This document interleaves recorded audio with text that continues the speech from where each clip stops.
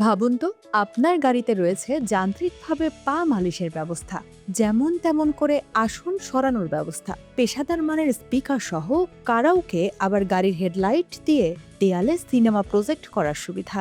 কেমন হবে তাহলে? ঠিক এমন সব দৃশ্যই দেখা গেল বেইজিং অটো শোতে। চীনের গাড়িগুলোর বৈচিত্র্য দেখে অনেকেরই চোখ কপালে ওঠার জোগাড়। চীনা বৈদ্যুতিক গাড়ি বর্তমানে বিশ্ববাজারে এক অভাবনীয় বিপ্লব বা জাদু দেখাচ্ছে। বাইরের অনেক ভোক্তার কাছে এসব যেন স্বপ্নের মতো। একসময় যে চীনকে সাইকেলের দেশ বলা হতো, আজ সেখানে বিক্রি হওয়া গাড়ির প্রায় অর্ধেকই বৈদ্যুতিক। মূলত সাশ্রয়ী দাম, স্মার্ট ড্রাইভিং ফিচার, উন্নত প্রযুক্তি এবং বৈচিত্র্যময় ডিজাইনের কারণে চীনা ব্র্যান্ডগুলো ইলন মাস্কের টেসলার মতো বিশ্বসেরা কোম্পানিগুলোকেও কঠিন চ্যালেঞ্জের মুখে ফেলেছে। বিশ্বের সবচেয়ে বড় অটো শো হচ্ছে বেইজিং অটো শো। প্রায় ৭০টি ফুটবল মাঠের সমান এই প্রদর্শনী কেন্দ্রে চীন দেখাতে চেয়েছে একবিংশ শতকের প্রযুক্তিগত প্রতিযোগিতায় তারা কিভাবে এগিয়ে যাচ্ছে। এই শো যুক্তরাষ্ট্রের সঙ্গে চীনের পার্থক্য আরও স্পষ্ট করেছে। গত বছর বৈদ্যুতিক গাড়িতে ভর্তুকি কমিয়ে উল্টো জ্বালানি নির্ভর গাড়িতে এক ধরনের প্রণোদনা দিয়েছে ওয়াশিংটন। অথচ চীনের গাড়ি কোম্পানিগুলো বৃহৎ পরিসরে এবং তুলনামূলক কম দামে গাড়ি তৈরি করছে। তার উপর ইরান যুদ্ধের প্রভাবে তেল গ্যাসের দাম বাড়ায় এসব বৈদ্যুতিক বা হাইব্রিড গাড়ির বিক্রিও বাড়ছে।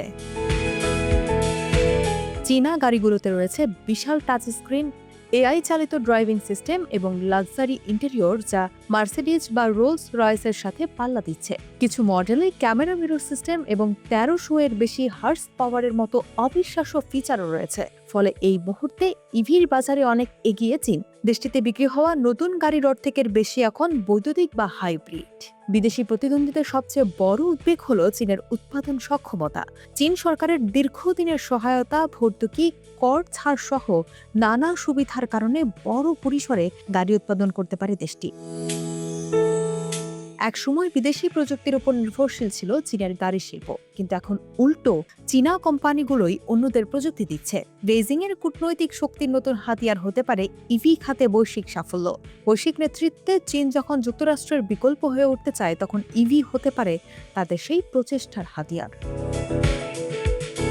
দক্ষিণ আমেরিকা থেকে শুরু করে ইউরোপ পর্যন্ত সবখানেই চীনা ব্র্যান্ডগুলো তাদের রাজত্ব কায়েম করছে। রোডিয়াম গ্রুপের ২০২৫ সালের এক গবেষণায় দেখা গেছে, চীনের বৈদ্যুতিক ও হাইব্রিড গাড়ির কল্যাণে দৈনিক তেলের চাহিদা ১ মিলিয়ন ব্যারেলের বেশি কমেছে।